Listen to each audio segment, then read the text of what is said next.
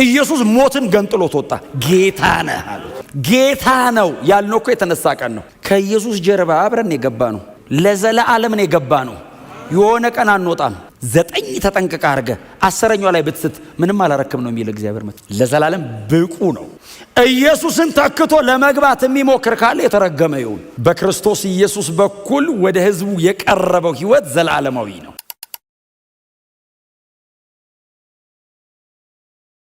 ዕብራውያን ምዕራፍ 7 ከቁጥር 16 ጀምረን እስከ ቁጥር 22 ድረስ በጌታ በኢየሱስ ክርስቶስ ስም አነባለሁ። የምንወደው የጌታ ቃል እንደዚህ ይላል። እርሱ ካህን የሆነው በማይጠፋ የሕይወት ኃይል መሰረት እንጂ እንደ ትውልዱ የሕግ ሥርዓት አይደለም። እንዲህ ተብሎ ተመስክሮለታል፣ እንደ መልከ ጼዴቅ ሹመት አንተ ለዘላለም ካህን ነህ። የቀድሞ ትእዛዝ ደካማና የማይጠቅም በመሆኑ ተሽሯል። ሕጉ ማንንም ፍጹም ሊያደርግ ስለማይችል ወደ እግዚአብሔር የምንቀርብበት የተሻለ ተስፋ መጥቷል። ይህ ያለ መሐላ አልሆነም። ሌሎች ካህናት የሆኑት ያለ መሐላ ነው። እርሱ ግን ካህን የሆነው በመሐላ ነው። ምክንያቱም እግዚአብሔር እንዲህ ብሎ ተናግሮለታል። ጌታ ማለ፣ ሐሳቡን አይለውጥም። አንተ ለዘላለም ካህን ነህ። ከዚህ መሐላ የተነሳ ኢየሱስ ለተሻለ ኪዳን ዋስ ሆኖናል። ጌታ የተመሰገነ። ዕብራውያን ምዕራፍ 7 ባለፈው ሳምንት ከቁጥር 11 እስከ 16 አይደል የተናገርኩት? ከቁጥር 11 ጀምሮ እስከ 16 ድረስ ነው የተናገርኩት። የአስቀድሞ የተሰጠው ሕግና አስቀድሞ የነበረው የክህነት አገልግሎት ወይንም የሌዋውያን በአሮን ቤተሰብ ላይ ያለው ያ ላይን ሰዎችን ወደ ፍጽምና ሊያመጣ ስላልቻለ አይደል? ሰዎችን ወደ ፍጽምና ሊያመጣ ስላልቻለ እግዚአብሔር እሱ የክህነት አገልግሎትና ስርዓት እያለ በላዩ ላይ ሌላ ተስፋ ሰጠ የሚለውን ነው አብረን ባለፈው ያየነው። ስለዚህ የክህነት ስርዓቱ የሚቀየር ከሆነ ሕጉ ሊለወጥ ግድ ነው አይደለም የሚላቸው የዚህ ደብዳቤ ጻፊ። ሕጉ ሊለወጥ ግድ ነው፣ ምክንያቱም ሕጉ ሁል ጊዜ የሚመርጠው ከሌዋውያን ወገን ነው። አሁን ደግሞ እግዚአብሔር ከሌዋውያን ወገን አይደለም እያመጣ ያለው። እግዚአብሔር እያመጣ ያለው ከይሁዳ ነገድ ስለሆነ የክህነት ስርዓቱን እግዚአብሔር የሚቀይረው ከሆነ ሕጉ ይቀየራል። ሕጉ ይቀየራል። የሚመርጠው ሁሌ ከሌዋውያን ወገን ነው። አሁን እግዚአብሔር ደግሞ መጣነ ከይሁዳ ነገድ ነው ይሄኛው ካህን ብሎ እግዚአብሔር አምላክ ደግሞ እንደገና ሕጉንም የክህነት ስርዓቱንም አገልግሎቱንም ኦርደሩንም ቀይሮታል፣ ወደ ዳር አውጥቶታል እያልን ነው። እንደገና ደግሞ አሁንም ይሄ ሰው ጨምሮ ይጽፋል። ቁጥር 16 ሆነ ብዬ ነው ያነበብኩት። የምዕራፍ 7 በጣም ኮር ያለችው ቁጥር 16 ላይ ነው። በጣም ኮሯ ቁጥር 16 ነው። ወደ ላይና ወደ ታች ያለው ነገር በደንብ የሚያስታርቀልን ስለ ጌታ ስለ ኢየሱስ ክርስቶስ ነው የሚናገረው። በመልከ ጼዴቅ ሹመት ነው ካህን የሆነው። ይሄንን እንግዲህ በጣም ለረጅም ጊዜ ነው እየተነጋገርን ያለው መልከ ጼዴቅ እያልን ራሱ አሁን ወር ያለፈን ይመስለኛል። በጣም በተደጋጋሚ ስለሱ ብቻ እያነሳን ምዕራፍ 7 እስኪያልቅ ድረስ በዚህ ጉዳይ ላይ በእውነት ደጋግሞ ይሄ ሰው ይወተውተናል። ግን እንደ መልከ ጼዴቅ ሹመት እርሱ ለዘላለም ካህን ነው የሚለውን ሲያጸና ቁጥር 16ን ደግመን ብናየው ደስ ይለኛል። ምንድነው የሚለው? እርሱ ካህን የሆነው አይደል በማይጠፋ ሕይወት ኃይል እንጂ ምንድነው የሚለው ሌላው እንደ ትውልዱ የሕግ ስርዓት አይደለም። በማይጠፋ ሕይወት ኃይል እንጂ እቺን ሐረግ ብቻ ያዘው። በማይጠፋ ሕይወት ኃይል ኢየሱስ ካህን ሆኗል። እርሱ ካህን የሆነው አላው እግዚአብሔርን ስርዓቱን ቀይሮታል፣ የክህነት ስርዓቱን ቀይሮታል። ቀጥሎ ደግሞ ሕጉን ቀይሮታል። ስለዚህ አሁን እግዚአብሔርን ሌላ ካህን አመጣ አለ።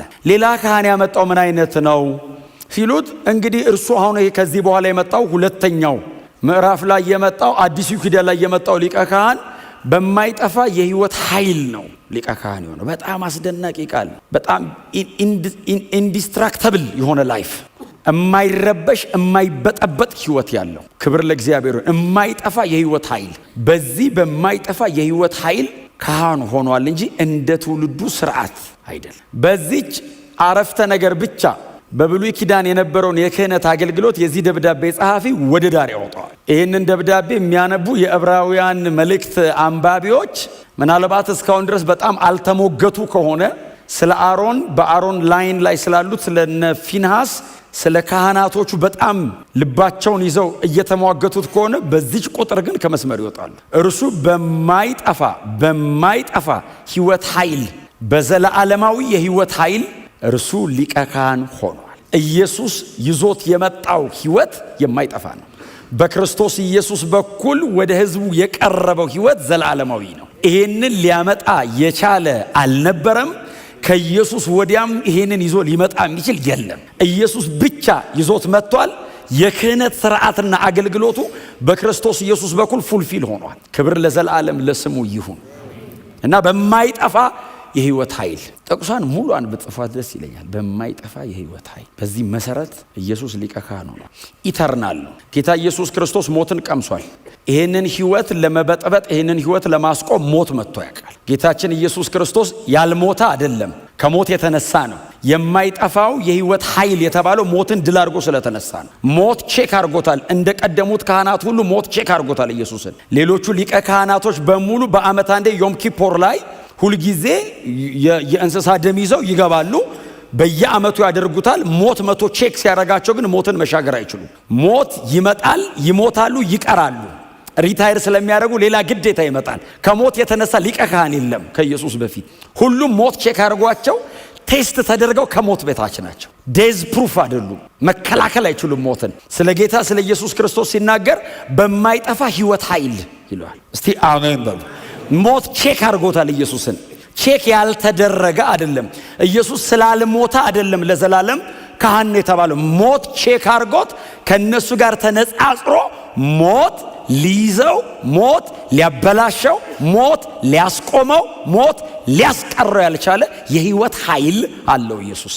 በዚህ የህይወት ኃይል እርሱ ለዘላለም ካህን ነው። በጣም ብዙ የመጽሐፍ ቅዱስ ጥቅሶች ልናነሳ እንችላለን።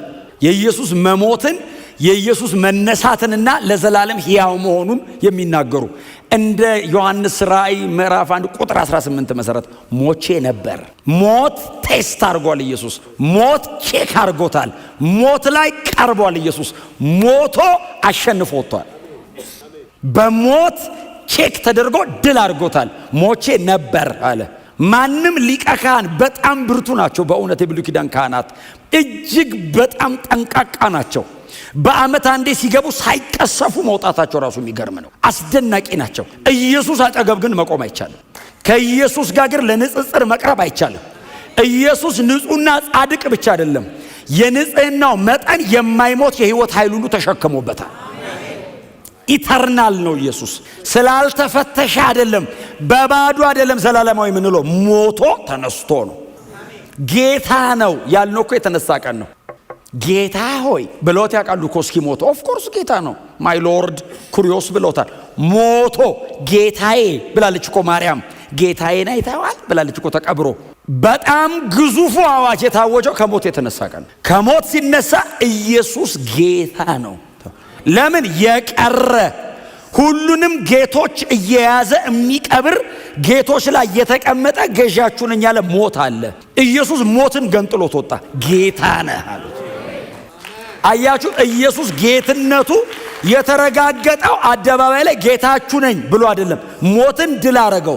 ሞትን እግሩ ስር አስቀመጠው። መክፈቻ ቁልፉን ተቀበለው። ብቅ ሲል አንተ ጌታ ነህ። ሞት ኢየሱስን ጌታ ይለዋል። ማንንም ጌታ አይልም ሞት። በዘላለም ህይወት ኃይል ኢየሱስ ለዘላለም ካህናችን ነው። ኢየሱስ ጌታ ነው። የብሉይ ኪዳን ካህናት እናንተ በጣም ጊዜ ስታገኙ እንድታነቡት ልስጣችሁ አንዳንድ የመጽሐፍ ቅዱስ ክፍል። ለምሳሌ ዘሌዋውያን ምዕራፍ 21 ምዕራፍ 8 ሙሉን እንድታነቡት። ሰዎቹ አፖይንት ሲደረጉ እግዚአብሔር ሲለያቸው ብሉይ ኪዳን ቢሆን እኮ በጣም ብዙዎቻችን አንገባ። ካህናኑንም እኮ የካህን አመራረጥ እኔ አንዳንዱን በእውነታው እዚህ ጋር ቆሜ ያላወራው። ምዕራፍ 21 እናንተ አንብቡት። እንደዚህ ያለበት አዎ ካህን እንዳይሆን አይደለም ያለው እግዚአብሔር፣ ወደ እኔ እንዳይመጣ አለ። ባይዘዌ ከሌላ ወገን ከይሁዳ ከምናምን እንዳይመጣ ከሌዊ ወገን ሆኖ እንደዚህ አይነት ሰው አዎ እንዳይመጣ አጠገብ ያለ። ብሉይ ኪዳን አሕዛብ እንዳይመስልህ ከአይሁዳውያን መካከል ከሌዋውያን እንኳን የማይወክለው አለ፣ የማይጠቀልለው አለ። ብሉይ ኪዳን ኢየሱስ መጥቶ ነው ሕጉንም ስርዓቱንም የቀየረው። ማንም በክርስቶስ ካመነ ይምጣ አለ እግዚአብሔር አዲስ ኪዳን ላይ። ባይዘዌ አሁን ሰውነቱ ላይ ጉዳት ያለበት ብቻ እኮ አይደለም የሚለው። አንዳንድ የሚጠቅሳቸው የህመም አይነቶች አሉ። እንደዚህ አይነት ህመም የታመመ እንዳይመጣ ይላል። እንዴ ኦብቪየስሊ ሊያመን ይችላል እንዳመጣ ይላል። እንደሱ ከታመመ ብሉይ ኪዳን እኮ አይወክለንም፣ አያስገባንም፣ አያቀርበንም። ኢየሱስ መጣ አሞኛል ስትሎ ፈውሶ ያስገባል። የእግዚአብሔር ጽድቅ ጎሎ እንዳይመስልህ ኢየሱስ ብቃቱ ሆኖ ነው። የብሉይ ኪዳንና የአዲስ ኪዳን የሚባል እግዚአብሔር የለም። አቀራረብ ነው የቀየረው። እግዚአብሔር ድሮም ንጹህ ነው፣ ዘንድሮም ንጹህ ነው። ድሮም ቅዱስ ነው፣ ዘንድሮም ቅዱስ ነው። ህጉ ምንድነው የጠቀመን? ስታንዳርድ አሳየን። ህጉ ሊያበቃኝ አልቻለም እንጂ ስታንዳርድ እኮ አሳየኝ። እንደዚህ አይነት ካልሆንክ አትመጣም ብሎ አልኩኝ ቆሜ። ይሄ ነው ስታንዳርዱ። ኳሊፋይ ለማድረግ ስታገል እድሜ ያልቃል። አላረገውም። ኢየሱስ መጣና ኳሊፋይድ ነህ አለኝ። ያውላችሁ ሆኜ አይደለም ሆኖ ነው። ሆኖ የኔ ቆጠርልህ አለኝ። እንዴት ስለው እመነኝ፣ ዝም ብለህ እመነኝ፣ ሰርተህልኛል ብለህ እመን። ሰርተህልኛል ስለው ኢየሱስ እንዳይመስል አብ ተቀበለኝ። ኢየሱስ እኮ አይደል አብ ልጆች አለ። ከኢየሱስ ጀርባ አብረን የገባ ነው። ለዘላለም ነው የገባ ነው። የሆነ ቀን አንወጣም። እግዚአብሔር የሆነ ቀን በቃውጡ አይልም። ለዘላለም ኢየሱስ በማይጠፋ ህይወት ኃይል ሊቀ ካህናችን። የብሉይ ኪዳኑ ለምን መሰለ? የሆነ ዘመን ላይ ሰውየው ያረጀ ቀን ጉድ ነው። ሰውየው ያረጀ ቀን ጉድ ነው። ስጋት ይዛል። ማን ይተካዋል? አሁን ማን ደም ይዞልን የሚገባው? አሁን እንደዚህ አይነት ሰውን ይመጣል። ኢየሱስስ ለዘላለም ስጋት የለብኝም። አሁን እንደው አልልም፣ አልቋል። እስከ መቼ? እስከ መጨረሻ። በዚህ ነፃነት በእግዚአብሔር ቤት ኑሩ። እስቲ ድንግጥ አትበሉ። መሃል ላይ እርግጥ ብላችሁ ኑሩ። በክርስቶስ የመስቀል ሥራ፣ በክርስቶስ ክህነት ተደላደሉና ተቀመጡ። ሰው ብሉይ ኪዳን በነበረው እንኳን ተደላድሎ ተቀምጧል። እኔ ይሄ ሰውዬ ቁጥር 18 ላይ ብሉይ ኪዳንን ምንድን ነው የሚለው? ቁጥር 18 የቀድሞ ትእዛዝ ደካማና የማይጠቅም በመሆኑ ምን ብሏል? በእውነት ይሄን ማስረዳት አልችልም። እኔ አዲስ ኪዳንን ባወራ ይሻለኛል። እስራኤላውያን መጥተው ያስረዱናል። ይሄን ደካማ ነው አሉና ቀጥሎስ የማይጠቅም እንዴ ምን እያል እኔ አይደለሁም አለ። እግዚአብሔር የተሻለ አምጥቶ ብርቱ አመጣና ደካማ አስባለው። ዘላለማዊ አመጣና ይሄኛው የማይጠቅም። አሁን ጥቅስ ነው አለ ያነበብኩት። አስተያየታችሁን ፈራሁት። ክፈቱ ቁጥር 18 አይልም የሚል አይነት ነው አስተያየታችሁ። እዩት። ይኸው ቁጥር 18 ጻፍልኝ እዚህ ላይ ካለ። የቀድሞ ትእዛዝ ምንድነው የሚለው? ጉባኤ ውስጥ ያንብብ። የቀድሞ ትእዛዝ፣ የቀድሞ የተባለው አዲስ ስለመጣበት ነው። ያኛው የቀድሞ የተባለው ከኋላ መጣ፣ ሌላ መጣ። በክርስቶስ ኢየሱስ በኩል ሌላ መጣ። የቀድሞ ትእዛዝ ደካማና የማይጠቅም። ደካማና የማይጠቅም አይደለም። ደካማና የማይጠቅም የተባለው ለምንድን ነው? እኔን በእግዚአብሔር ፊት ማብቃት ስላልቻለ ነው። ህጉ ደካማ አይደለም። ባለፈው ተናግሬያለሁ። ህጉ ንጹህ ነው፣ ትእዛዙ ቅዱስ ነው፣ በጣም ጻድቅ ነው። ህግ ከእግዚአብሔር ባህሪ የተቀዳ ነው። ባይዘው እግዚአብሔር እኛን አይቶ አይደለም ህግ ድራይቭ ያደረገው፣ ህግን ከራሱ ነው የወሰደው። እንዲህ አታርግ ሲል የእግዚአብሔር ስታንዳርድ ነው ያ። ትመጥኗል አትመጥኖም ሌላ ነገር ነው። እግዚአብሔር ግን ሰው እኔ ጋር የሚመጣ ከሆነ በዚህ መንገድ ነው የሚመጣው አለ። እንደዚህ አይነት ብቻ ነው የሚመጣው አለ።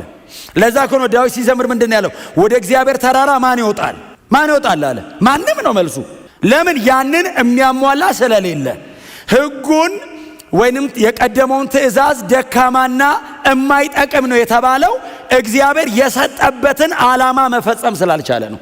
እግዚአብሔር ህጉን የሰጠው ራሱን ለማስደሰት አይደለም፣ እኔን ገንዘቡ ለማድረግ ነው። ባህሪውን እኮ እግዚአብሔር ባይናገርም ለዘላለም ባህሪው እኮ ገንዘቡ ነው። ራሱን የገለጠው ለምንድን ነው? እግዚአብሔር እኔን ወደ ራሱ እኮ ለማቅረብ ነው። ህጉ የተሰጠበት ዓላማ ሰዎችን ወደ እግዚአብሔር ለማምጣት ነው። አልቻለም። ስለዚህ መጣና እንደዚህ አለ፣ የማይጠቅም ነው። ቀጥሎ ደካማ ነው። አንተን ካላዳነልኝ እኔማ ለዘላለም እኖራለሁ በዚህ ባህሪ። አንተን እኔ ጋር ካላመጣ ግን ደካማ ነው። አየህ፣ ለዛ ነው ሮሜ 8 ላይ ምዕራፍ 8 ቁጥር 3 አካባቢ ላይ ላስት ዊክም ተናግሬያለሁ ይመስለኛል። ከስጋ ጉልበት የተነሳ ህግ ሊፈጽመው አልቻለም ይልና እግዚአብሔር የገዛ ልጁን በስጋ ለባሽ ወይንም በሰው ምሳሌ ልኮ ህጉ የሚጠይቀውን ፈጸመው ይላል። አሁን እግዚአብሔር ህግ ገልብጦ አይደለም፣ ከስጋ ድካም የተነሳ ህጉ ማድረግ ስላልቻለ እግዚአብሔር በኃጢአተኛ ሰው ምሳሌ ልጁን ላከና ህጉ የሚጠይቀውን በክርስቶስ አረገው። አይ አርገ አንድ ካላረክ በዜሮ ነው የሚባዛው። 9 ተጠንቅቀ አርገ 10ኛው ላይ ብትስት ምንም አላረክም ነው የሚል እግዚአብሔር መት። ስለዚህ አንችልም። ሮጦ የገባ የመሰለው ሰው ካለ እዚህ ቤት ተሳስታችኋል። እግዚአብሔር በልጁ ደም በኩል ያመጣል። በፍጹም አንችልም። በእውነት ኮፓፕ አይደረግም። ለምንድን ነው ህጉን መፈጸም አንችለው? ስጋ ኃይለኛ ነው፣ በጣም ኃይለኛ ነው። ስጋ ማለት ይሄ አይደለም፣ ፍሌሽ አይደለም እያልኩ ያሉት ዲዛይር፣ ሳርክ ሳርክ ማለት ይሄ እንትኑ ብቻ አይደል። ሳርክ በጣም ብዙ ነው፣ ቃሉ ግሪክ ነው ግን ብዙ ነው። ሳርክ ሶማ ፍሌሽና ቦዲ ማለት ይሄ ስጋ ማለት በሰውነት ውስጥ ያለ ዓለማዊ መሻት፣ እሱን ሰው ማሸነፍም መካድም አይችልም። ስለዚህ ህጉ መጥቶ ታገለኝ አልቻለኝም እንዳታረግ ይለኛል፣ አረጋለሁ። ታው ትሞታለህ ይለኛል፣ አልችልም። እኔ አልችልም። አሁን ባላረግ እኮ ደስተኛ ነኝ። ካረክ ትሞታለህ ሲለኝ ስለማልችል አርጌ ሞታለሁ። እንደ ሰው ደካማ የለም። አታርግ ትሞታለህ ሲለኝ ፔናሊቲውን እያወቅኩኝ አልችልም አለማረግ እና ህጉ እንዳታረግ ሞት እንዳታረግ ሲለኝ አርጌ ሲመጣ ሙት ይለኛል፣ እሞታለሁ። ይኸውልህ ኃጢአተኝነቴን እየገለጠ ሞት እየፈረደብኝ ነው የኖረው ህግ። ስለዚህ እግዚአብሔር መጣና ደካማና ማይጠቅም አለ። ታዲያ ምን መፍትሄ ላበጅ ሲል በኃጢአተኛ ምሳሌ ልጁን ላከው። ህጉ የሚጠይቀውን በሙሉ ኢየሱስ አረገው። ለዛውም በህጉ ልክ ብቻ አይደለም እንደማይደገም አድርጎት ኢየሱስ ሰራው። ተናግሬያለሁ ብዙ ጊዜ የኢየሱስ የቅድስና መጠን አባቱ በሰማይ የኖረበት አይነት ነው። ኢየሱስ መሬት ላይ የኖረበት ንጽህና አብ በሰማይ በመላእክቱ መካከል የሚኖርበት ንጽህና ነው። ኃጢአት አልባ ነው ኢየሱስ፣ ስህተት አልባ ነው እና ህጉን ከመንገድ አወጣ፣ ፍጽም አረገውና ከመንገድ አወጣ፣ ነፃ ወጣኝ። እስቲ አሜን በሉ። ሌባ የሚል ህግ አይደለም ያለው፣ አለመስረቅ ተቻለ። አሁን ለዛ እኮ ነው መጽሐፍ ሲነገር ኤፌሶን 4 ላይ ነው ማንም የሚሰርቅ ይልና ከእንግዲህ አይስረቅ አይደለም የሚለው። ሌባው ሰውዬ ጥሩ ሰው ይሁን አይደለም የሚለው፣ እየሰራ ሌላ የሚያካፍለው ይኑረው ነው የሚለው። የሚሰርቅ ሰውዬ አካፋይ ህግ ሊያረጋ አይችልም። ሌባ ብሎ ይገላል፣ ያስወግራል። ወንጌልስ ተራፊ ያረጋል። እንዴ ይሄ ሌባው አይደል እንዴ ሰጪው ወንጌል ነው ገልብጦት። እስቲ አሜን። ኢየሱስ በዘላለም ህይወት ኃይል ካህናችን ሆኗል። ድል ያደረገው ኢየሱስ ነው፣ ህጉስ አይችልም። ስለዚህ ቁጥር 18 ላይ አይ ቲንክ እንትናቸውን ያወጣዋል፣ የሰዎቹን ንቀል ያደርገዋል። በቃ ህግ የቀድሞ ትእዛዝ ሲሉ ተሽሯል። እንዴት? ለምን? የማይጠቅምና ቀጥሎስ ምንም አይልም ደካማ። ቁጥር 19 ነው መፍትሄው። ለምንድን ነው እግዚአብሔር ህጉን የሻረብን? የማይጠቅምና ደካማ ስለሆነ። ቁጥር 19 ምንድነው የሚለው? ማንንም ፍጹም ሊያደርግ ስለማይችል ወደ እግዚአብሔር የምንቀርብበት የተሻለ ተስፋ መጥቷል። ህጉ ምን ማድረግ አይችልም? ፍጹም ማድረግ አይችልም። ቀጥሎስ ወደ እግዚአብሔር ማቅረብ አይችልም። የካራክተር ሞዲፊኬሽን ነው የሚሰጥ ህግ። አውትዋርድ ነው፣ ደጅን ነው፣ ሪቹዋል ነው። ህጉ ውስጥን አይቀይረው። ስለዚህ ወደ እግዚአብሔር መቅረብ አትችልም። እናንተ ሌቪቲክ ዘሌዋውያን 21ን ብታነቡ ይኸውላችሁ ለሊቀ ካህኑ የተሰጠው ስርዓት በሙሉ የውስጥ አይደለም የውጭ ነው። አለባበስ፣ የሚቀባው፣ የሚደፋበት፣ ሲራመድ አረማመዱ፣ ዙሪያው የሚከባው ነገር በሙሉ አውትዋርድ ነው፣ ባይዘው የውስጥ የለውም። ለዛ ነው አሮንን የሚያክል ሊቀ ካህን። እንግዲህ አሮን የካህናት ስታንዳርድ ነው። ዕብራውያንም ላይ የመጨረሻ ሊቀ ካህኑ የብሉይ ኪዳን ሊቀ ካህን እኮ አሮን ነው። አሮንን የሚያክል ታላቅ ሊቀ ካህን ደጁን ብቻ እንደሆነ የምታውቀው የወርቅ ጥጃ ሰርቶ ቁጭ አድርጎ አስመለከ። ውስጡ ምንም እንደሌለ የምታውቀው እግዚአብሔር ጠፍቶ እንዳይመስለ። ሙሴ ሲጠፋ ሙሴ ሄደ እንደሆነ 40 ቀን 40 ሌሊት ነው ጠፋ። ከዛ አሮን መጡና እንዲያሉት በፊታችን መሄድ አምላክ ስራለን። እግዚአብሔር እኮ አይታይም እንጂ ይሄዳል። እግዚአብሔር አይታይም፣ ካዩት ይሞታሉ። እምናየው እንደ ግብፃውያን እምናየው ይሆን እንዲህ እየት የምናደርገው አንጀታችን እንዲርስ። እንደሱ ነው የፈለጋችሁት? አንጧ አለ። ምን ጉትቻቸውን የሚል ቃል አለ። ይድሮ አንተ ጆሮ ጌጥ ነው። አሁን እኮ አማርኛው ይድሮ ቋንቋ ነው። ጉትቻ ይላል። ጉትቻቸው ከግብፅ ይሄ እንትኖቻቸው የሰጧቸውን በሙሉ ይዘው ሲመጡ ጠፈጠፈና ይላል አይደል? ጥጃ ነው የሚለው አይደል? ጥጃ ነው የሚለው ቃሉ ጥጃ አይደለም እንዴ? እንዳልሳሳት ጥጃ ሰርቶ ከዛስ አሮን ነው የሚለው ቃሉ ቆሞ በፊት የሚሄድ አምላክ ይህ ነው አለ ይላል። የእግዚአብሔር ሊቀ ካህን፣ እግዚአብሔር የመረጠው ሊቀ ካህን ዘሌዋውያንን ሙሴ ተቀብሎ፣ የሙሴ አይደለም ዘሌዋውያን የአሮን ነው። የሊቀ ካህኑና የካህናቱ ፋሚሊ ነው ዘሌዋውያን። ብድግ አድርጎ ቃታውያን፣ ሜራራውያን ደግሞ እነዛ ምንድናቸው? ሶስተኞች ጌርሳውያን ለነሱ አከፋፍሎ የናንተ ነው ብሎ ሌቪቲክስን የሚያክል እንግዲህ ኢየሱስ የሚመጣበትን አንድ አገልግሎት ማለት ነው። እሱን አሸክሞት ሰውየው ውስጡ እንደሌለ የምታየው በፊት የሚሄድ አምላክ ከግብፅ ያወጣ አምላክ ይሄ ነው አለ። ከግብፅ ያወጣ አምላክ ይሄ ነው ብሎ ወደ ጣዖቱ ህዝቡስ ሰገዱ። ከዛስ በሉም ጠጡም ይላል። ጣዖት ከሆነ ሊዘፍኑ ተነሱ ነው የሚለው። ቀጥሎ ዘመሩ አይሆንም። ዘመሩ የሚሆነው ቸርች ነው። በሉ ጠጡ ይላል። ሲጠግቡ ዘፈኑ ይላል። ከግብፅ ያወጣን አምላካችን እግዚአብሔር ብለው በዘመሩበት አንደበታቸው ዘፈኑ። ከዛ ሙሴ ተራራ ላይ አይደለም ጩኸት ሰማ። ሙሴ አለው እግዚአብሔር አቤት ህዝቡ ይዶን ውረድ አለው። ሁለቱን የጽላቶች ይዞ እግዚአብሔር የጻፈበት ነው ሁለት ጽላት። ኢያሱ መሃል ላይ ነው ወገብ ላይ ነው ያለው። ኢያሱ ወገብ ላይ ሆኖ ሙሴ እንደዚህ ያለው ይህ የምን ድምጽ ነው አለ። የድል ይመስላል አለ ኢያሱ። እኔ አይደለም ቃሉ ነው የሚለው ይሄ ድል ነገር ሳይሆን አይቀርም ሲል ሙሴ እንደዚህ ያለ የዘፈን ድምጽ ነው አለ። ዲዛርና ያረጋው ለምን እዛ ክብር ውስጥ ነው ያለው ሰውየው። 40 ቀን 40 ሌሊት ፊቱ ላይ ነው ያለው ታውቃለህ። እግዚአብሔር ፊት ላይ ነው ያለው። ሲወርድ ፊቱ አበራ የተባለበት እኮ ነው ዘፈን ነው አለ። እና ከዛ ውስጥ ነው የወጣው ታውቃለህ። ዘፍጥረት ምዕራፍ 1ን ያየ ሰውዬ ዘፈንና መዝሙር አይለይም እንዴ? ዘፈን ነው አለ። ሰውየው ደግሞ ነብይም ነው። ሙሴ ነብይ እኮ ነው። ዘፈን አለና እንግዲህ ወርዶ አሮንን አይደል እንዴት ታረጋለህ? ምን ላርጋለሁ? ሄደ ጠፋ። እዛ 40 ቀን 40 ሌሊት ጠፋ። ብናይ ደመና ነው እንዳለ ተራራውን የሸፈነው። እና ምን እናርግ? ውስጥ ጎናቸው ያሉን ሰው አዲስ ኪዳን ከውስጥ ወደ ውጭ ነው በሉ። ብሉይ ኪዳን ደጅ ነው። ለምንድን ነው እኛ እንደዚህ ስክር ምንለው? ደጅ አይደለም ያለው፣ ደጅ ውስጥ ነው ያለው። ኒው ቴስታመንት እኮ ይሄ ነው። አዲስ ኪዳን እኮ ይሄ ነው፣ ውስጥ ነው። አየህ፣ መነካተ አለባበስ ላይ አይደለም ያለው፣ መነካተ ልብ ውስጥ ነው ያለው። ብሉይ ኪዳን አለባበስ ነው ባይዘው። አሮን እንደተባለው ሳይለብስ ቢመጣ ይሞታል። የሽቶ ቅመማዋን እግዚአብሔር ነው የተናገረው። በዚህ እንትኑን እንትን አድርገው ያለው ሽታ ቢያዛንፍ ይሞታል። ምንድን ነው የሚሸተው ይሄ ሰውዬ? ጠብ ነው የሚለው፣ አይወጣትም። በገመድ ነው የሚወጡት።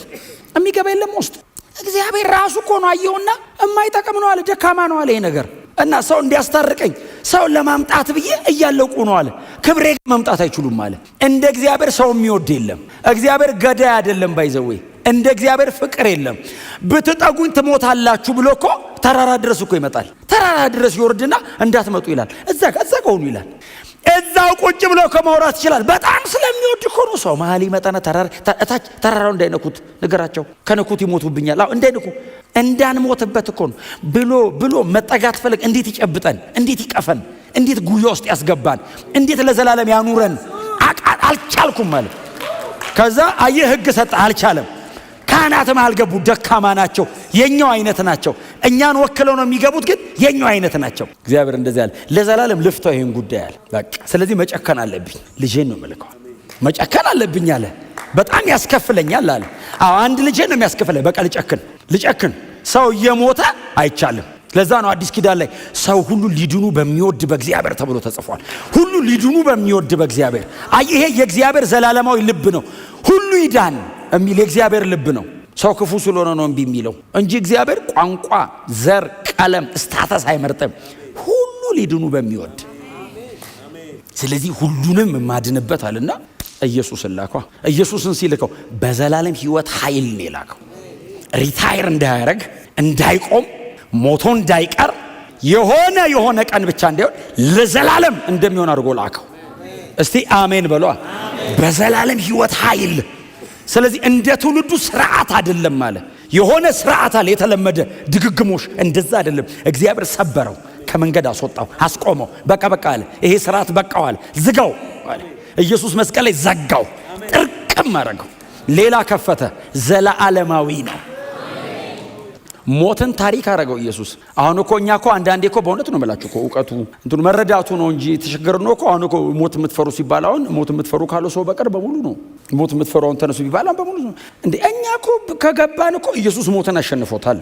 አሁን ሞት ለኔ ጥቅም ነው የሚሰራው። ሞት ለኔ ጥቅም እንዲሰራ ያደረገው ኢየሱስ ሞቶ እኮ ነው። አሁን የዘላለም ሕይወት ኃይል ኖሮት እርሱ በእግዚአብሔር ፊት ካህን ሆኗል ስል ይሄ ዋስትና ለኔ ነው። በዘላለም ሕይወት ኃይል ካህን ነው። ክህነት ሲጀመር እኔን ወክሎ ነው ለእግዚአብሔር የቀረበው። እግዚአብሔርን ወክሎ አይደለም እኔ ጋር እኮ የመጣው። ክህነት እኮ ካህን እኮ ህዝብ ወክሎ ወደ እግዚአብሔር የሚገባ ነው። ኢየሱስ እኮ እኔን ወክሎ ኃጢአተኛውን ሰውዬ ወክሎ ወደ እግዚአብሔር በዘላለም ሕይወት ኃይል ገባ። እግዚአብሔር እንደዚህ ያለ ለዘላለም ሰውን እቀበለዋለሁ አለ። ያኛውስ አይችልም፣ አስወጣው። ወደ እግዚአብሔር ሊያቀርበን ስላልቻለ ወደ እግዚአብሔር የምንቀርብበት የተሻለ አይደለም የሚለው ተስፋ መጣ። አይ ቲንክ ዕብራውያን ፈገግ ይላል። በጣም ቢወዱትም የቀደመውን ኪዳን ስርዓት የነሱ ስለሆነ ፍርሃት ግን አላቸው፣ ትንሽ ስጋት ግን አላቸው። ደስ ይላቸዋል። ክብር ለኢየሱስ ይሁን። አሁን ደስ ይላቸዋል፣ ይደላደላሉ። የተሻለ ዘላለማዊ ተስፋ መጥቷል። ይቀጥላል። ቁጥር 20 ላንብብላችሁና ምንድነው የሚለው? ቁጥር 20 ይህ ያለ መሐላ አልሆነም፣ ሌሎች ካህናት የሆኑት ያለ መሐላ ነው። ብሉይ ኪዳን ካህናት ሲሆኑ እግዚአብሔር ምሉ አይደለም ካህን የሚያደርግ። የአሮን ላይን ውስጥ ካለ ትሆናለህ። የተመረጠ መስመር አለው። እዛ መስመር ውስጥ ኮንክ ነህ። ስለ ኢየሱስ ሲናገር ግን እስቲል ይሄ ሰውዬ መዝሙር 110 ቁጥር 4 ላይ ነው ያለው። አንተ እንደ መልከ ጼዴቅ ሹመት ለዘላለም ካህን ነህ ብሎ እርሱ ምሏልና። እግዚአብሔር ማለ። ማን የማለው? እግዚአብሔር ነው የማለው። ሊቀ ካህኑ አይደለም የማለው፣ ተቀባዩ ማለ። ካህኑን አመጣውና ለዘላለም ብሎ ማለ። እግዚአብሔር ማለ። መሐላው አይለወጥም። እግዚአብሔር የማለው ለዘላለም ብሎ ማለ። እግዚአብሔር አይምልም። እግዚአብሔር ሲምል በማን ነው የሚምለው? በራሱ። ለአብርሃም ማለለት የሚለው በራሱ ማለ። ከሱ በላይ የለምና በራሱ። እኔ የምምለው በእግዚአብሔር ነው። እግዚአብሔር ከሱ በላይ የለም። እግዚአብሔር ራሱ በራሱ ነው የሚምለው። ምያለሁ አለ። ኢየሱስን እንደዚህ አቁሞት ምን ብሎ ማለ ስንል ለዘላለም ካህን ነህ። መሐላዬ አይለወጥም። ለዘላለም ብቁ ነው። ለዘላለም በቂ ነው። ከኢየሱስ ውጪ ማንም ወደ እግዚአብሔር ላይ ደርሰን አይችልም። በሙሉ ኃጢአተኛ ናቸው፣ ደካማ ናቸው፣ ሞተዋል። ከኢየሱስ ውጪ በእኔና በእግዚአብሔር መካከል ማንም ሊቆም አይችልም። እግዚአብሔር አይቀበለውም። እግዚአብሔር ለዘላለም ምሎ ጨርሷል ኢየሱስ ጋር። ከኢየሱስ ወዲያ መሃል መግባት የሚችል የለም። ይሄ የኢየሱስ ስራ ነው፣ እኔና እግዚአብሔር መሃል መቆም። ኢየሱስን ተክቶ ለመግባት የሚሞክር ካለ የተረገመ ይሁን። አሜን በሏ። በቃ ኢየሱስ ብቻ። እግዚአብሔር ይኸው ቃሉ እኮ ተናገረ። አሁን እኔ በጣም ቆንጆ ስብከት አይደለም እየሰበኳቸው ያሉት፣ እውነት ነው ይሄ። እግዚአብሔር ኢየሱስን አቆሙና አንተ ለዘላለም ካህን ብሎ ማለ። መሐላ በሁለት ወገን መካከል የሚደረግ ነው። እዚህ ጋር ግን የሚናገረው ኢየሱስና እግዚአብሔር ተማማሉ አይደለም የሚለው፣ እግዚአብሔር ማለ ነው የሚለው። ብሉይ ኪዳንም ላይ ለአብርሃም እኮ እግዚአብሔር ሲምል ብቻውን ነው የማለው። አብርሃምን እንቅልፍ አስተኝቶ እግዚአብሔር ማለ ነው የሚለው፣ ብቻውን ነው። እኔ ለዚህ ጉዳይ ብቻዬን ነኝ፣ ታማኝ ነኝ። መልከ ጼዴቅ ላይኑ አብርሃም ጋር ነው። ሌዋውያን ላይናቸው ሙሴ ጋር ነው። ስለዚህ እግዚአብሔር አብርሃም ጋር ብቻውን እንደማለ ኢየሱስ ጋር ብቻውን ማለ። ለዘላለም ተቀብያለሁ፣ ምያለሁ። አንተ ለዘላለም ካህን ነህ። በአንተ በኩል ብቻ እቀበላለሁ፣ ከአንተ ውጭ አልቀበልም ማለት ነው። በኢየሱስ ደም ካልሆነ አየ እግዚአብሔር ማንንም አይቀበልም። ዝግ ነው። ጎናቸው ሰው በጌታ ስለሆንክ ብቻ ወደ እግዚአብሔር መንግስት ትገባለህ በሉት። ይሄ ይኸውላችሁ በጣም ደማቅ መስመር ነው።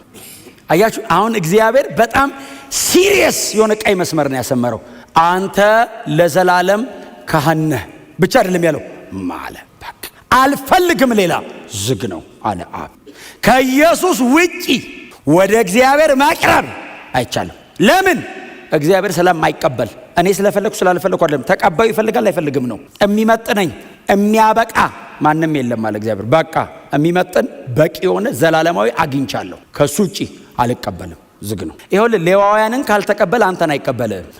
ቢቀበል እግዚአብሔር የአሮንን ቤተሰብ ይቀበላል። አልቀበልም፣ ደካማ ነው፣ ሽሬዋለሁ አለ እና እግዚአብሔር ከዕብራውያን መካከል ሌዋውያንን ለይቶ መርጦ የመረጠውን አትበቃም ካለ አሕዛቡን ኢትዮጵያዊውን እንዴት ነው የሚቀበል? አይቀበልም። በደንብ አሜን በላ። ቅዱሱን ጻድቅ ነኝ የፈለከውን በል። አይቀበልም። እግዚአብሔር የሚቀበለው ልጁን ብቻ ነው። በክርስቶስ በኩል ኮንክ ይቀበላል፣ ካልሆንክ አይቀበልም። እያወራ ያለው ክርስትና ነው። ክርስቲያን የሆነ ሰው በሙሉ በክርስቶስ ኢየሱስ በኩል ብቻ ነው የሚመጣው። ለምን? እግዚአብሔር ማለ፣ በሱ በኩል ብቻ። ከዛ ውጪ አልቀበልም። ከኢየሱስ ውጪ ኮንክ የእግዚአብሔር ፍርድ ስር ነህ። በኢየሱስ ኮንክ የእግዚአብሔር ጽድቅ ፊት ነህ። አይቻልም።